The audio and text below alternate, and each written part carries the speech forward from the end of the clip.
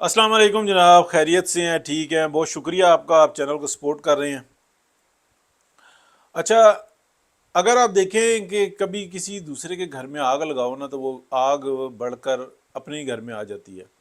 تو ہم دیکھتے ہیں کہ یہ جو یوتھیائزم ہے نا، یہ پوری دنیا میں پھیلا، لیکن اس کو سب سے پہلے پاکستان میں پھیلایا گیا۔ پھر اس کے بعد وہ اچانک سے ہم دیکھتے ہیں کہ وہ امریکہ میں بھی نظر آیا، برطانیہ میں بھی نظر آیا، پورے یورپ میں نظر آیا۔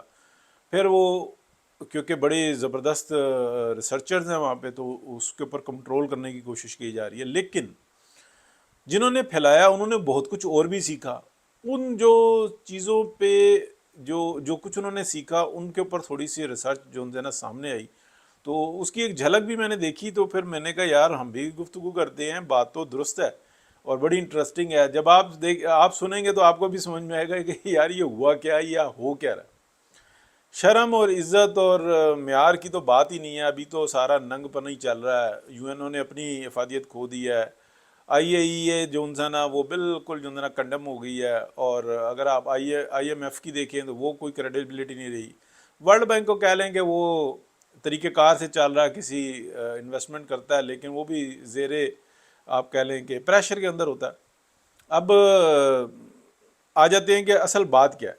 دیکھیں پاکستان کے اندر جمہوریت کے لیے جن تین لوگوں نے سب سے زیادہ کوشش کی، ان لوگوں کے نام اگر ہم دیکھیں، جنہوں نے بہت شور مچایا، ہر ٹی وی چینل تو اس وقت میں مطلب مخصوص ہوا کرتے تھے، ٹی وی چینلز پہ، ریڈیو پہ، اخبارات میں ان کی اگر کوششوں کے آپ سلسلے دیکھیں تو وہ دہائیوں پر محیط ہیں۔ ان میں سب سے نمبر 1 پہ آ جاتے ہیں جناب جنرل ایوب خان، نمبر 2 پہ آ جاتے ہیں ضیاء الحق، بیچ میں چلو ایک آدھے جھلک جو ہے نا سکندر مرزا کی بھی لگ گئی۔ پھر اس کے بعد مشرف صاحب آ جاتے ہیں۔ پھر ڈاکٹر جو ہے نا انہوں نے اپنی ایک نکالی، ڈاکٹر باجوہ صاحب نے۔ تو ابھی اس کے اثرات جو ہے نا، میرا خیال ہے کہ یہ مختلف قسم کی ڈاکٹرائن ہے، وہ مختلف قسم کی ڈاکٹرائن تھی۔ یہ ڈاکٹرائن جو ہے نا یہ لگ کچھ اور رہی تھی، لیکن عملی طور پہ یہ کچھ اور سامنے آ رہی ہے، لیکن وقت بتائے گا، ہو سکتا ہے کہ یہ بھی ویسی ہو، تو ہم کچھ کہہ نہیں سکتے۔ لیکن یہ تین ڈاکٹر جو ہیں نا بڑے، ایوب خان، ضیاء الحق اور مشرف، یہ ہمیں نظر آتے ہیں کہ جن کی جمہوریت کے لیے جو ہے نا بے پناہ کوششیں ہیں۔ انہوں نے کیا بات ہے جناب، یہ کر وہ کر فلانا کر، عدالتیں اور اسلام اور لبرلزم، اور سب سے پہلے جو ہے نا یہ جو ایوب خان تھے کہ اسٹیٹ بچاؤ، یوں کرو، ایسا کر دو، ویسا کر دو، یہ سب جو ہے نا دریا بیچ دو، اپنے مفادات بیچ دو۔ اور وہ ایک پروگرام لگتا تھا تلقین شاہ، نہیں ہاں تلقین شاہ، ریڈیو پہ، سنتاس معاہدے میں وہ بند کر دیا، کوئی مسئلہ ہی نہیں، اس نے کہا انڈیا نے کہا ہے ہم بند کر دیتے ہیں۔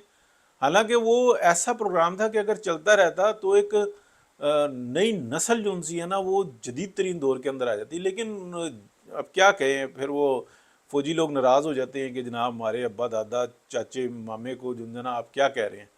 تو ہمارے تو چیف گزرے ہیں، تو جناب سی این سی تھے، پھر وہ جناب آرمی چیف بنے، پھر وہ جناب فیلڈ مارشل بن گئے، تو ہم تو برداشت نہیں کریں گے، اس ملک کی تو ایسی کی تیسی، قانون آئین کی کیا حیثیت۔ لیکن چلو ہم اسی لیے جو ہے نا کوئی بات نہیں کرتے۔ تو تین یہ لوگ جو ہیں نا، ان لوگوں کی بڑی سٹرگل ہے پاکستان میں جمہوریت کے لیے، سب سے زیادہ۔ مشرف کو دیکھیں تڑپ رہا تھا، ضیاء الحق تڑپ رہا تھا، جو ایوب خان تھا وہ تڑپ رہا تھا۔ تو اس کے بعد جو ہے نا سیاسی لوگ وہ تو جو ہے نا ڈرامے باز ہوتے ہیں، دھوکے باز ہوتے ہیں، ان کے ذاتی مفادات ہوتے ہیں، جھوٹ بولتے ہیں، اس ملک کو لوٹتے ہیں۔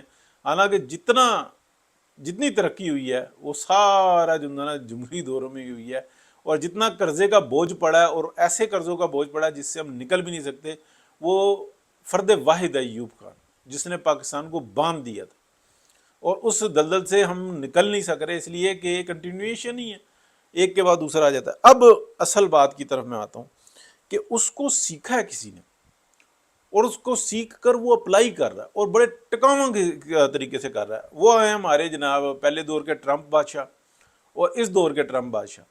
پہلے دور میں بھی اسی طرح سے لگے تھے، لیکن وہ لوکلی لگے تھے، اس کو بہت زیادہ مزاحمت کا سامنا تھا۔ اس وقت میں کیونکہ بڑی واضح اکثریت سے آیا، اور اس نے یہ بات دیکھ لی ہے صدر ٹرمپ نے کہ میں نے جو ہے نا لوکل مزاحمت کو کسی گنتی میں نہیں گننا، جو ہے جہاں پہ شور مچاتا رہے، اور پلس وہ ناقابل اعتبار آدمی ہے، یعنی کہ پریزیڈنٹ آف امریکہ کی جو بات ہے نا کہ اس نے ٹویٹ کھول کے سامنے رکھ دی کہ یہ یو این او کا جنرل سیکرٹری ہے، یہ مجھے کیا کہہ رہا ہے، آگے کیا کر لے گا، تو 2 ٹکے کی نہیں چھوڑی پورے یو این او کی.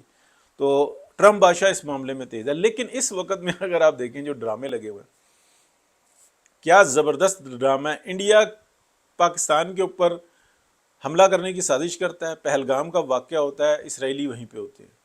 پہلگام کا واقعہ ہوتا ہے، یہ سارا سٹیج وہی کرتے ہیں. پہلگام کا واقعہ ہوتا ہے، جو ایئر اٹیک ہونا ہوتا ہے، میزائل اٹیک ہونا ہوتا ہے، ٹوٹل ٹیکنیشینز پلانرز اسرائیلی ہوتے ہیں. اچھا، جتنی اپنا ان کی فضائیہ ہوتی ہے، اس کے اندر جتنے یہ کام ہو رہے ہوتے ہیں، اس کے اندر جتنا معاملات طے ہوتے ہیں یا پلان کیا جاتا ہے یا طریقے سے چلایا جاتا ہے، وہ سب اسرائیلی ہوتے ہیں. صرف انڈینز عمل کر رہے ہوتے ہیں، ان کی جتنی صلاحیت ہے. اگر وہ اسرائیلی خود بھی بیٹھے ہوئے ہوتے تو وہ بھی اتنے ہی تھے. یہ ایک ہوئی ہے.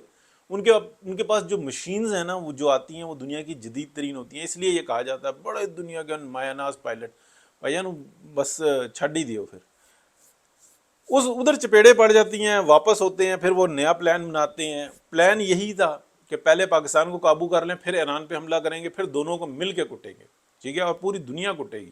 اور اس کے بعد جو ہے نا یہ سارے ترکی شرکی یہ سب آرام سے بیٹھ جائیں گے، اور ان کو بھی جو ہے نا بعد میں دیکھ لینا. مسئلہ جو ہے نا مذہب کا، کسی کو اچھا لگے یا برا لگے، اعتقاد کا، یقین کا. اب جناب ٹرمپ صاحب وہاں پہ اپنا جادو دکھاتے ہیں. وہ کہتے ہیں یہ دیکھو پاکستان کے اندر جمہوریت کے لیے کوشش کرنے والے 3 چیمپئن بیٹھے ہوئے ہیں، اور جناب آپ دیکھیں تو آنرز لے کے قبر میں دفن ہوئے ہیں، گاڈ آف آنر ملے ہوئے ہیں. جناب کیا بات ہے.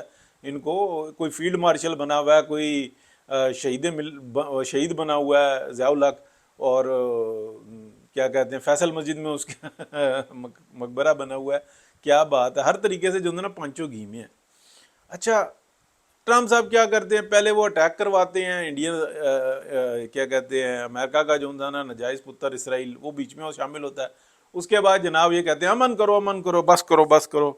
پہلے کہہ رہے تھے 1500 سال سے لڑ رہے تھے، اچانک سے دیکھتے ہیں یار یہ تو پھینٹی پڑ گئی. فٹافٹ جناب دونوں طرف سے ہو جاتے ہیں. پاکستان اس میں اپنا سکور جو ہوتا ہے نا سیٹل کرتا ہے، اور بڑے اچھے طریقے سے کرتا ہے، کیونکہ پوری پاکستان کے پاس جو ہے نا اس خطے کے اندر جو چینجز آنی ہیں جو آ چکی ہوئی ہیں اور جو آ رہی ہیں وہ چائنا کی ہیں، تو وہ اس کے حساب سے چل رہا ہوتا ہے. تو بہترین کارڈز اپنے پلے کرتا ہے.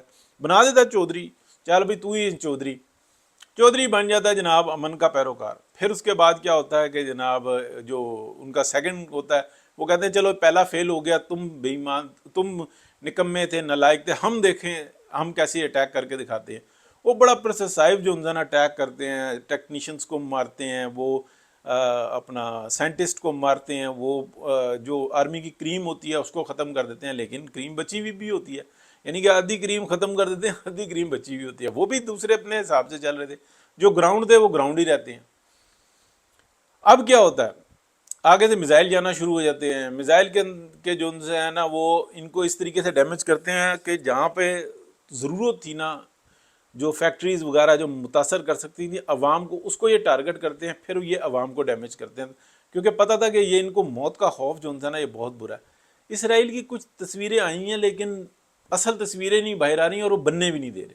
لیکن کیا فرق پڑتا ہے، ڈیمیج تو ہوا ہے، دنیا کو پتہ ہے. بہت ساری یعنی کہ یہ سوشل میڈیا پہ تصویریں آ رہی ہیں، بہت زیادہ اے آئی ہیں، لیکن کہنے والے یہ کہہ رہے ہیں جو اے آئی ہیں جو اوریجنل ہیں وہ اے آئی سے بھی زیادہ خراب ہیں. یعنی کہ اس کے اندر اتنی تباہی نہیں نظر آ رہی، لیکن بہت کچھ ایسا نظر آ رہا ہے کہ یار یہ ہوا کیا ہے. انے واج انسانہ اٹیک ہو جاتا ہے، سارا بھرم ٹوٹ جاتا ہے. ڈروم ہے، فلانا ہے، ٹمکانا ہے، 3 لیئرز ہیں، پرندہ نہیں نکل سکتا، بڑھ بھی نہیں سکتا، یہ ہوتا ہے، وہ ہوتا ہے، فلانا ہوتا ہے، سب بھرم ٹوٹ جاتا ہے. ادھر جناب امریکہ کو بھی شوق اٹھتا ہے. وہ کہتا ہے کہ جناب اس کو جو ہے نا ایران کو پھینٹی لگاتے ہیں. وہ اپنے طیارے لے کے آتا ہے، ادھر بم گراتا ہے.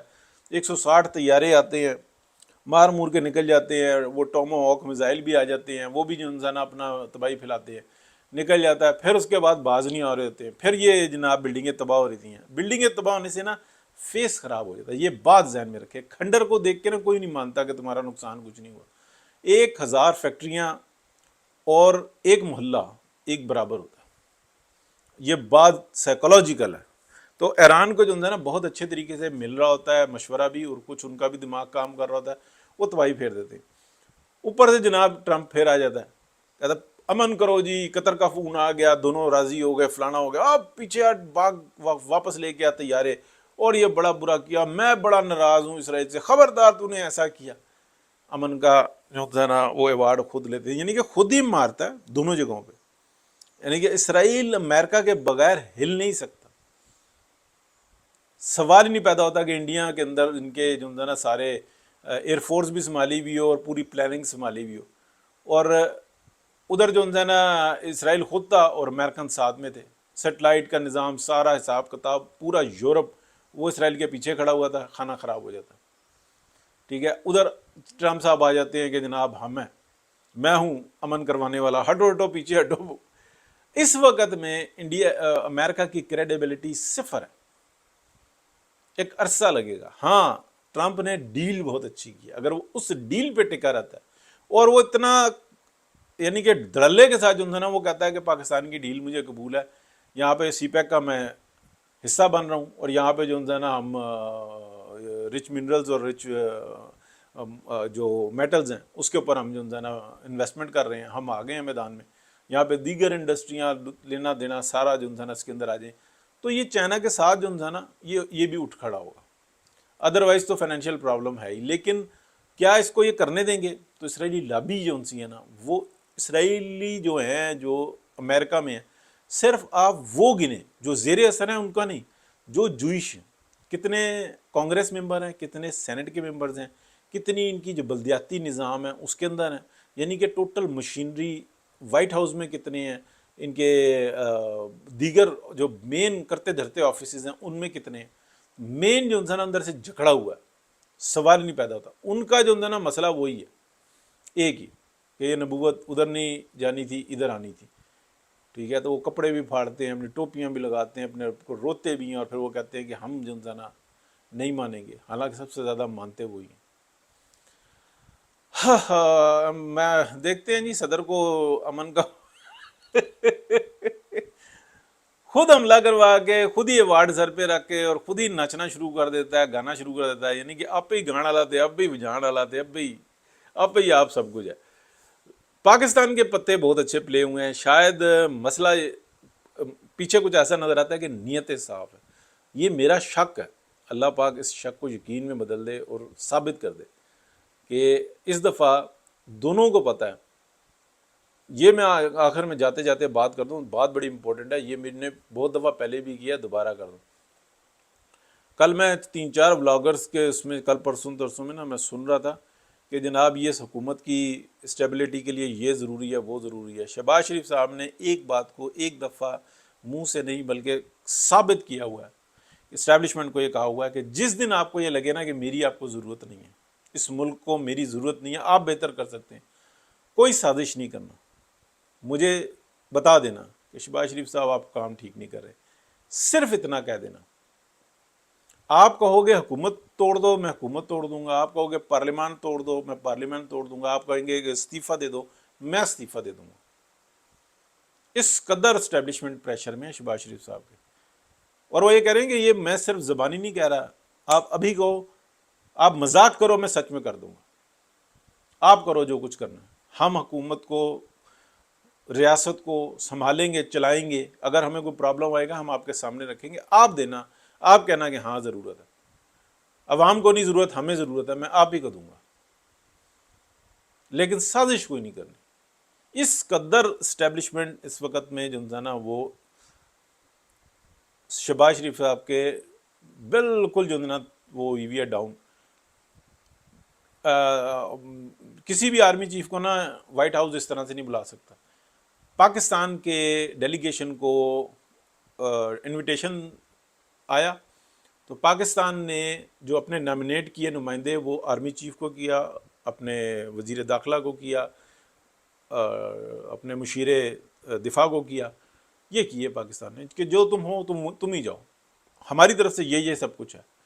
तो वापस आके और हर जगह पे जो है ना पूरा डेलीगेशन शहबाज शरीफ साहब से, डार साहब से राब्ते में था कि ये बात हो रही है, यूँ बात हो रही है, यूँ बात, तो कहते करते रहो, हमने आपको बता दिया, हमें आपके ऊपर एतमाद है। वो फिर भी बता रहे थे کیونکہ یہاں پہ جو انسان نا فری لنچ نہیں ہوتا، اب وہ فری لنچ کے لیے گئے ہوئے ہیں نا، یہ میں یہاں پہ آگے معترف ہوا ہوں شہباز شریف صاحب کا. اینڈ کر دیا جی، بہت شکریہ، اللہ حافظ.